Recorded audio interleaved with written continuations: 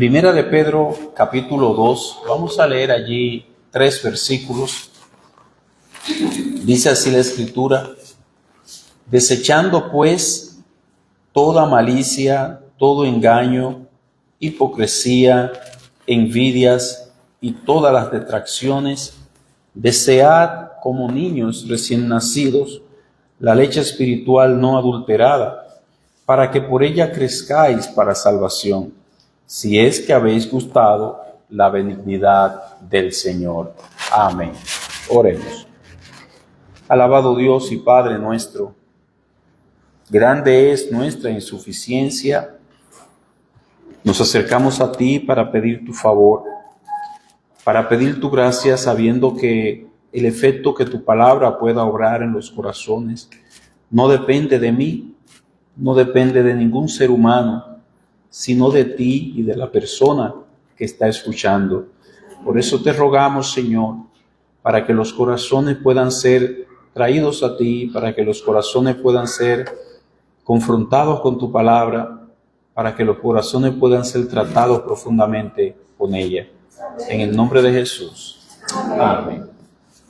Bueno, la semana pasada nosotros estuvimos tratando el versículo 2, no lo concluimos, a donde comenzamos explicando el hecho, la realidad de que en el ser humano hay deseos que son normales y que Dios en su misericordia implantó nuevos deseos en el ser humano, deseos por las cosas del cielo, las cosas de arriba, que era algo que no estaba en nosotros. No deseábamos a Cristo, no deseábamos su palabra, no deseábamos estar con Él, no deseábamos el cielo, no deseábamos la compañía de los santos, el pueblo de Dios. Todo lo que era propio del cielo era ajeno a nosotros. Nuestros ojos estaban enfocados en los asuntos de aquí. Deseábamos dinero, deseábamos bienestar, deseábamos prosperidad, deseábamos estabilidad, deseábamos un sinnúmero de cosas que son normales en el ser humano, pero Dios trajo entonces su Santo Espíritu a nosotros y ahora ha puesto en nosotros nuevos deseos. El querer como el hacer por su buena voluntad, ahora lo deseamos a Él. Así nosotros vimos que Él tiene potestad de ordenarnos a nosotros como lo ha hecho en el verso 2. Él ha dicho desear. Es un mandamiento que no puede ser comprendido fácilmente. ¿Cómo va a haber un mandamiento que se me diga lo que yo debo de desear? Y la razón es precisamente por eso, porque Él puso en nosotros el deseo. Él dice desear como niños recién nacidos la leche espiritual no adulterada. Nosotros desglosamos el texto. Primero, desear. En segundo lugar, la metáfora como niños recién nacidos. Y en tercer lugar, segundo lugar, como niños recién nacidos, la leche espiritual no adulterada. Y en tercer lugar, ahora sí, para que por ella crezcáis para salvación. La semana pasada nosotros vimos el mandato a desear, vimos el ejemplo de David, cómo él, estando en el desierto, él deseaba estar allí donde la palabra de Dios era leída y donde el culto al Señor era celebrado. Estuvimos tratando el Salmo 42 y luego vimos que debía de ser con un deseo vehemente, como niños recién nacidos. Hablábamos de cómo no es imposible acercarse a Dios, a las Escrituras, con apatía, con indiferencia, con poco interés y poder sacar buen provecho de ella. Esto es imposible. Nosotros tenemos que buscarla como a la plata, escudriñarla como a tesoros, dice Proverbios. Debe haber una sincera búsqueda de ella, no una búsqueda malaganaria, como nosotros decimos. Cualquiera puede leer la Biblia, cualquiera puede leer las Escrituras, pero ¿qué busca allí? Es la pregunta. Conocimiento intelectual, ¿qué busca? Dios quiere que nosotros le busquemos principalmente a Él en las Escrituras. porque Él es las Escrituras. Él es el que habla en las Escrituras. Y cuando nosotros nos acercamos en búsqueda de esa comunión con Él, en segundo lugar, de conocer su voluntad para hacerla, Él se revela a nosotros. Así llegamos al tercer punto, que fue donde nosotros nos quedamos, en el propósito de este mandamiento, para que por ella crezcáis para salvación. El propósito del mandamiento es el crecimiento. El propósito es que podamos crecer. Cuando un niño llega a la casa, un nuevo miembro de la familia, ¡qué alegría! Nos gozamos que llegó un pequeño. Sin embargo, el deseo no es que permanezca siendo un niño, sino que debe haber un interés de parte nuestra en que crezca. Así también Dios está interesado en que haya en nosotros un crecimiento para salvación. En la medida en que crecemos, estamos siendo salvados de peligros. Recuerde que hablamos del mundo. El mundo es un sistema de trampas. También se le puede llamar un sistema de distracción para mantener al ser humano alejado de Dios, entretenido, enredado ahí. Pero también es un sistema de trampas a donde hay una serie de peligros, hay una serie de engaños, no para que uno se rompa un pie, sino para que peque contra Dios. El mundo, la carne, el diablo, lo que está interesado es en el pecado. No es un asunto de una trampa física, sino que el mundo es un sistema a donde tiene una serie de trampas que van a enredar a la persona con engaño, con mentira, con tropiezos, con tentaciones, para que nosotros pequemos. En la medida en que el niño crece, puede evadir esas trampas. En la medida en que el niño crece en entendimiento, crece en sabiduría, aumenta su luz en sus ojos, su luz espiritual, él puede ver los engaños, puede identificar el error, puede separar una cosa de la otra y decir, no, eso es un engaño, eso me quiere llevar a alejarme de mi Padre Celestial, eso quiere llevarme a pecar. Entonces, ese es el propósito que tiene el mundo. El propósito de Dios es que nosotros crezcamos para salvación, que nosotros podamos ir aumentando la sensibilidad, si se puede decir, creciendo en ese discernimiento para nosotros poder ver los peligros, los pecados en que podemos caer y evitarlo. Hay peligros que acechan a los niños y que los padres tienen que tener un cuidado extremo para que no le pase nada a ese niño. Pero una vez pasa esa etapa de la niñez, el padre se ocupa en otras cosas y ya lo va dejando solo o sola un ratito hasta que ese niño crea la confianza de que puede tratar, de que puede caminar en la casa sin crearse un problema a sí mismo. Es interesante que es el apóstol Pedro precisamente que dice, deseen como niños recién nacidos la leche espiritual no adulterada para que por ella crezcáis para salvación. Es interesante que él sea el que hable de esto. Ese apóstol, Pedro, que solamente escribió 2 cartas, ahora nos dice eso. El Señor lo usa para darnos esto. ¿Por qué? Porque Él fue uno que tuvo que crecer desde abajo. Él fue uno que vio en carne propia el ir madurando a través del tiempo por causa de sus errores. Él cometió muchos errores. Pedro era impulsivo. No se refrenaba, las emociones le empujaban a hacer cosas y después tenía que echar para atrás. Él fue el único de los apóstoles que cuando se iban a llevar a su maestro, desenvainó una espada. Le tiró al soldado, no lo hirió de gravedad, sino que le cortó una oreja. Parece que él supo evadir rápidamente el golpe que Pedro le tiró. Intentó en su momento caminar caminar sobre las aguas. Por su poca fe, se hundió. Este fue Pedro. Cayó en muchos errores. El peor de todos fue que llegó a negar a su maestro, a su Salvador. Cualquiera que ve este cuadro dice, bueno, este es un cristiano fracasado. Este no va. Cualquiera que ve este cuadro de errores diría que Pedro no se le va a sacar muchas cosas, no va a dar gran fruto. Sin embargo, la enseñanza que le dio el Señor Jesucristo y la restauración que él experimentó allí en Juan capítulo 21 fueron obrando su fruto. El Señor le restauró, el apóstol Pedro siguió adelante y fue creciendo en gracia. Ya después de ahí en adelante no le vemos cometer esos errores. Ya no le vemos caer en eso que él caía. Entonces, él puede decir que creció. ¿Y a qué él le debe? ¿A qué él se lo debe? A la leche espiritual no adulterada. Eso es lo que él recomienda a todos.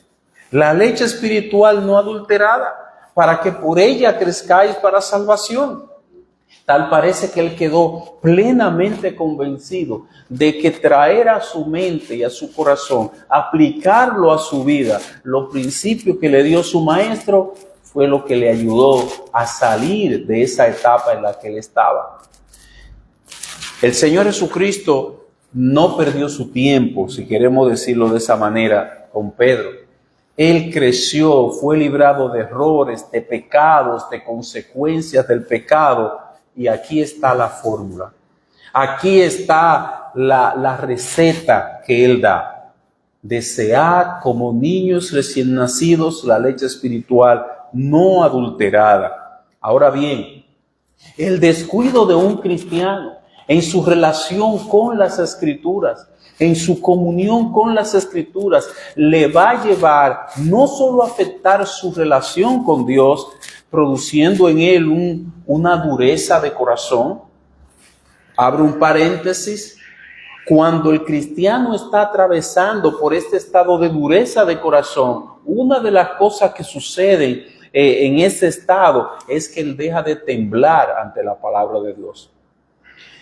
Un corazón endurecido puede oír la predicación de la palabra con cualquier énfasis que la escuche. No, parece que no le hablaron de eso. Un corazón endurecido puede oír consejo, un corazón endurecido puede oír amonestación, pero no se inmuta, no pasa nada.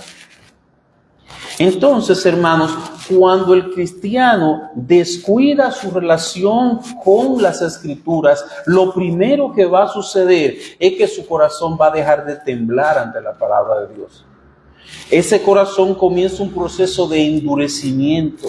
Irá perdiendo también ese deseo y ese gusto por la leche espiritual. Ya la leche espiritual no tiene el mismo sabor a miel que antes tenía. Hasta el punto que él va a comenzar a aceptar un alimento más liviano, un alimento adulterado, y el último paso es que termina yéndose a las fábulas. Vayamos a 1 Timoteo capítulo 4. Las fábulas son los cuentos. Las fábulas son el mucho bla, bla, bla y nada de contenido de la palabra de Dios. Sin embargo, las personas salen contentísimos porque sus conciencias no fueron tocadas. Salen contentísimos porque no les fue señalado ningún pecado. No fueron confrontados. No se les dijo nada que ellos tuvieran que cambiar, según ellos. Dice 1 Timoteo capítulo 4 en el versículo 3. Voy a leer desde el versículo 1 para que entendamos el contexto.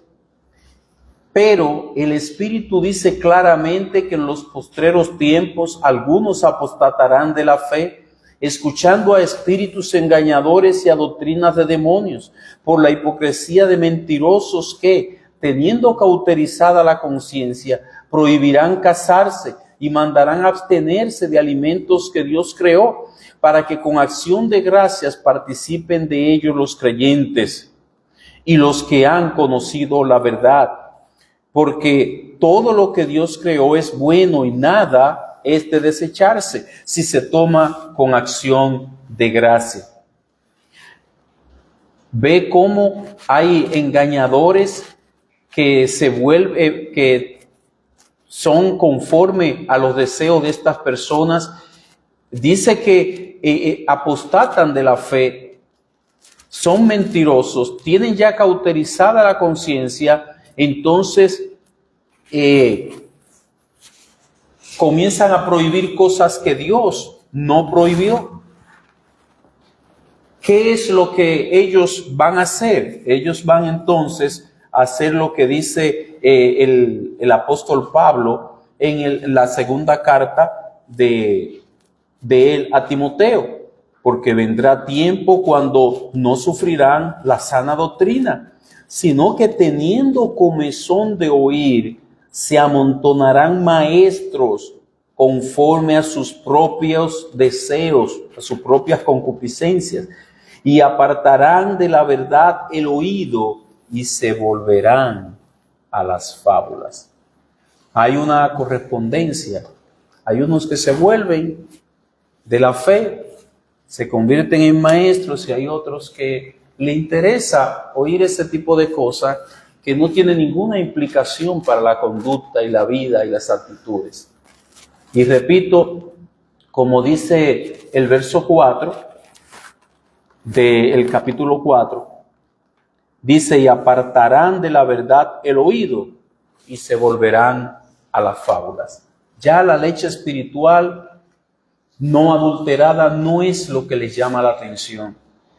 Lo que les llama la atención es que alguien se pueda parar ahí y hablar de muchas cosas, pero no confrontó los corazones, no confrontó las conciencias, no les habló de la voluntad de Dios que ellos han abandonado, que ellos han dejado y que necesitan llevar a cabo, hacer en sus vidas. Pero un segundo peligro para el alma que descuida la leche espiritual no adulterada, el alma que descuida su relación con las Escrituras, es que en su vida empieza a buscar consejo, consuelo, y yo diría que hasta fortaleza en otras fuentes que no tienen nada que ver con las Escrituras. Otras fuentes. Esto se da porque ha descuidado la fuente de todo bien, la fuente de las Escrituras. Entonces ya como él mismo la ha apartado, ya no puede encontrar en ella lo que encontraba antes. Un ejemplo de esto es un cristiano que va a buscar consejo, va a buscar orientación para su vida, va a buscar orientación para su matrimonio, para la crianza de los hijos, va a buscar fortaleza espiritual, etcétera, ante personas no cristianas. Aclaramos, no nos estamos refiriendo que no vaya a los médicos porque no sean cristianos. No es eso. La Biblia no es un libro de medicina. Tampoco nos estamos refiriendo a que usted no vaya a los mecánicos que no son cristianos. Nada de eso. Esa es un área técnica y la Biblia no es un manual de mecánica tampoco. Nos estamos refiriendo a dar el consejo, la orientación para su vida, no en base a las Escrituras. Hermano, toda la vida del creyente está aquí. Todo lo que el cristiano necesita saber, como yo he dicho muchas veces, repetidas veces, en la vida nosotros vamos a enfrentar situaciones y todas van a pasar. Van a venir problemas y van a resolverse. Yo recuerdo que antes había un refrán, no sé si ustedes lo han oído, que decía: no hay mal que dure 100 años, ni cuerpo que lo aguante, se va a resolver. O resuelve el problema o yo termino, porque no vamos a durar en esto todo el tiempo. ¿Cuál es el punto? La Biblia lo que hace es que trata contigo cómo tú vas a atravesar por ese problema glorificando a Dios. Amén. Eso es. Un inconverso y un cristiano pueden enfrentar la mismita prueba, los dos. Uno lo resuelve a la manera del mundo y otro busca la ayuda y se somete a la voluntad de Dios. Pasó el problema, Los dos resolvieron, sí, pero uno agradó a Dios y el otro mostró lo que había en su corazón. Uno lo resolvió a la manera del mundo, que fueron los implementos, las herramientas que nos pusieron en la mano antes de convertirlo. Yo sé que yo soy uno de los más viejos aquí en la fe, pero yo me acuerdo, esos implementos que decían, no, tú lo que tienes que hacer, te dio, dale. Ahí está. Pero eso no es lo que dice Dios. Sin embargo, tenemos dos opciones. O nos sometemos a Dios o lo hacemos a la manera del mundo. O asumimos una actitud de mansedumbre, de sumisión a Dios, de deseo de glorificarle, de someternos a su voluntad, o resolvemos a nuestra manera, a la manera del mundo.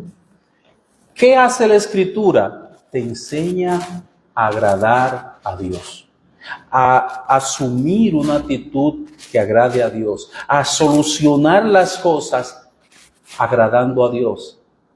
Eso es, aún una enfermedad, mire, eso se va a resolver. Eso va, o se sana o se muere. Pero lo que Dios quiere es crear en ti una actitud de glorificarle. Que Él te pueda exhibir como exhibió a Job. Míralo ahí. Ese es un varón justo. Ese, como dice el capítulo 1 del libro de Job. Dios quiere exhibirnos como un trofeo de su gracia. Mira lo que era, mira lo que es ahora. Eso lo he hecho por gracia en el Señor. Que el Señor nos dé de esa gracia para que así sean nuestras vidas. En conclusión, hermanos, hemos visto tres cosas. Desear la semana anterior, la manera que debemos desearla como un niño recién nacido, la leche espiritual no adulterada, y en tercer lugar, el propósito, para que por ella crezcamos para salvación. Ese crecimiento se efectuará dependiendo de cómo nosotros nos acerquemos a las Escrituras. Dice el Salmo 19, la ley de Jehová es perfecta, que convierte, convertir es cambiar, que convierte el alma. Es una transformación desde la actitud, desde los pensamientos, desde adentro. No es una transformación meramente, únicamente conductual. El ser humano puede decir, cuando yo era joven hacía esto y esto, pero ya yo no lo hago. Ay, qué bonito, cambió. Pero ese es un cambio conductual.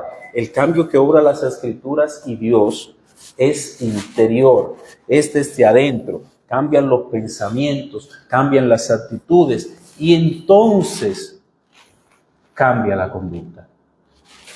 Eso es lo que Dios quiere que nosotros tengamos en cuenta. La ley de Jehová es perfecta, que convierte el alma. Que cuando nosotros nos acerquemos a las Escrituras, digamos, eso es lo que yo quiero, que ella me convierta el alma mía, vaya cambiando todos los pensamientos que yo he logrado almacenar, producir, creer en base a mis experiencias en la vida, que Él vaya cambiando esos pensamientos por la mente de Cristo. Que es lo que dice Pablo a los Corintios.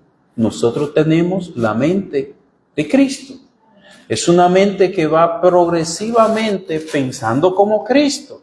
Es una mente que va progresivamente teniendo una actitud distinta. En conclusión, tres cosas. Número uno, debido, hermanos, a que Dios puso en nosotros deseos, puso anhelo por las cosas espirituales, podemos decir que cuando deseamos como niños la leche espiritual no adulterada, este es un indicador de que estamos en buena salud espiritual. Si usted desea oír, leer, conocer la voluntad de Dios, conocer a Dios en las Escrituras, ese es un indicador de que hay salud espiritual. El apóstol Pablo dijo de él mismo, teniendo deseo de partir y estar con Cristo, lo cual es muchísimo mejor. Pablo estaba aquí, pero anhelaba estar con Cristo. No desaparecer de los problemas del mundo, estar con Cristo, Filipenses capítulo 1, versículo 23.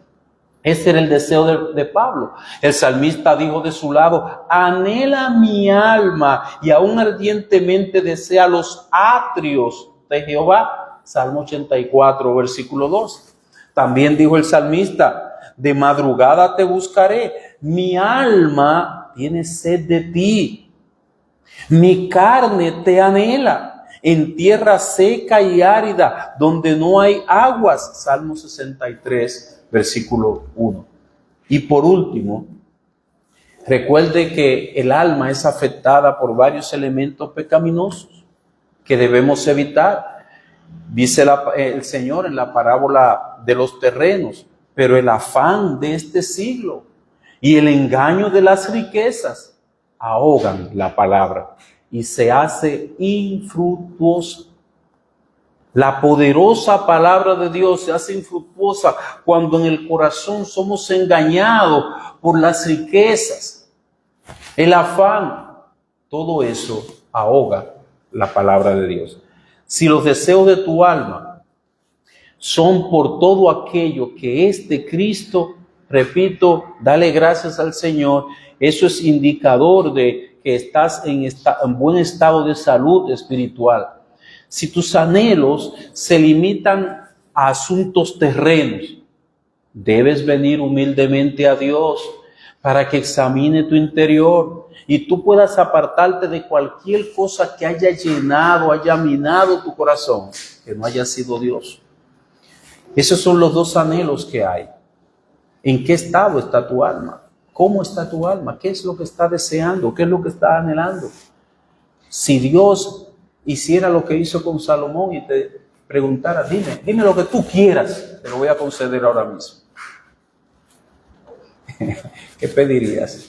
Una villa en casa de campo, con agua, luz permanente, que no se vaya a los de apagones, aire acondicionado. Salomón le pidió sabiduría. Hay tantos tesoros en el cielo. Yo le pediría: Señor, que tú nunca te apartes de mí. Ese es sinceramente el anhelo, de que sentir su respaldo en cada cosa que hacemos, porque la villa en casa de campo se quedará en casa de campo. Se quedará con su agua, con su luz. Allí, cuando falleció uno de los funcionarios ahí del central, todo siguió normal, no pararon ni una hora. El helicóptero pasó con el cuerpo,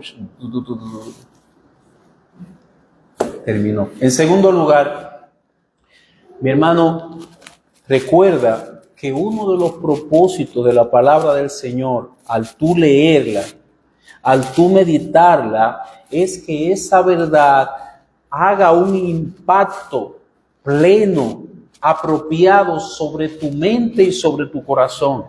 O sea, que nos confronte, que la palabra de Dios nos confronte, no que la oigamos y que no está pasando nada, sino que ella nos confronte. La palabra debe presentarse delante de nosotros como un espejo, dice Santiago.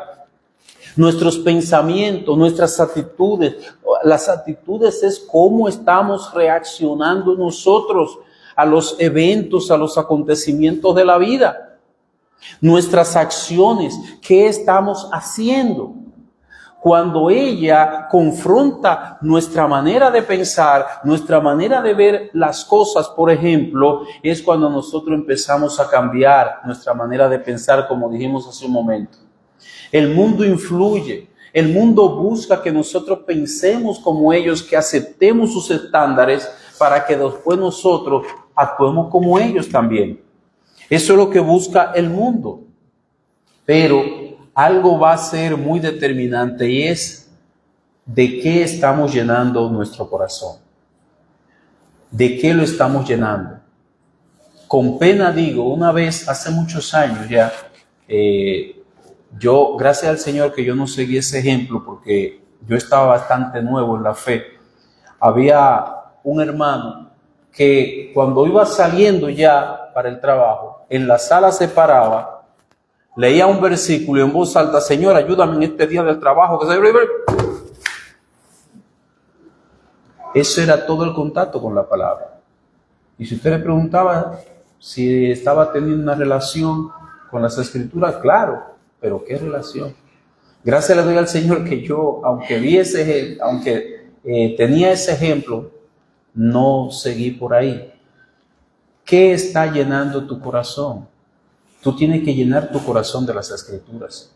Tú tienes que dedicar tiempo a ella para que ella obre en tu alma, trate desde tu interior, comenzando por este servidor. En tercer y último lugar, hermanos, recordemos que desear la palabra de Dios es desear a Dios mismo. Él es el objeto final de nuestro deleite, de nuestro deseo. Leemos las Escrituras porque ella es la palabra de Dios, ella es Dios. No es la lectura bíblica en sí porque nos gusta leer, porque vamos a leer, por no leer una novelita, no.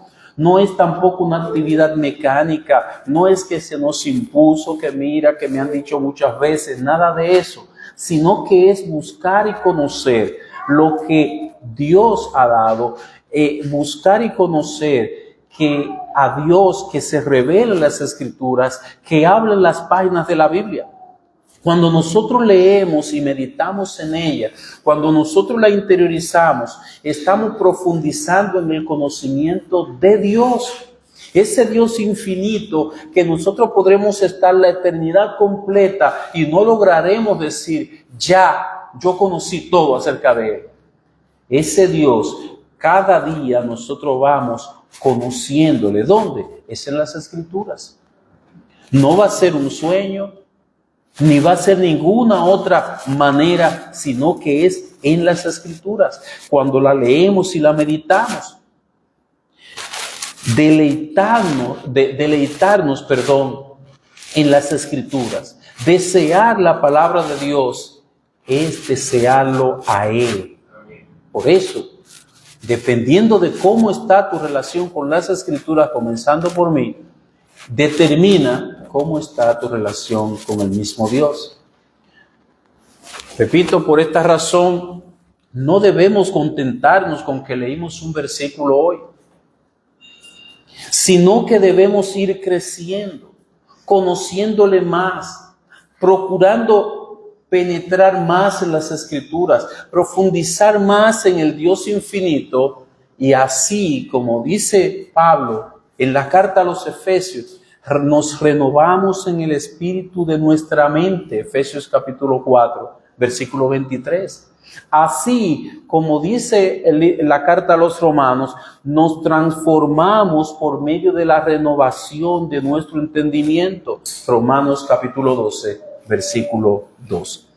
¿Qué esperamos finalmente? ¿Que esto haya sido una explicación más? No. Que esto mejore nuestra relación con las Escrituras y con Dios. Que nosotros nos acerquemos a ellas sabiendo cuál es el propósito de Dios al darnos las Escrituras y qué es lo que debe de suceder. Hermanos, que el Señor les guarde, el Señor les bendiga. Vamos a orar. Alabado Señor, Padre nuestro y Salvador, hemos tratado tu palabra. Hemos hablado de ella, pero quien mismo habla la necesita. Padre, nosotros necesitamos que tú, oh Dios, te reveles a nosotros en las Escrituras. Que nosotros podamos volver a ella, que podamos volver a experimentar el gozo, el sabor, el deleite que hay en escudriñarla. Que nosotros podamos exponernos libremente para que ella nos corrija, enderece nuestra vida, trate con nuestros pensamientos, con nuestras intenciones. Que no nos sintamos cómodos, Señor, saliendo de aquí sin ser confrontados en nuestro interior y en nuestras conciencias. Te pido siempre, Señor, que tú des luz a tu pueblo, que abras las Escrituras, que nos traigas a una cercanía contigo. Te lo pedimos en Jesús. Amén. Ponemos de pie, por favor, hermanos.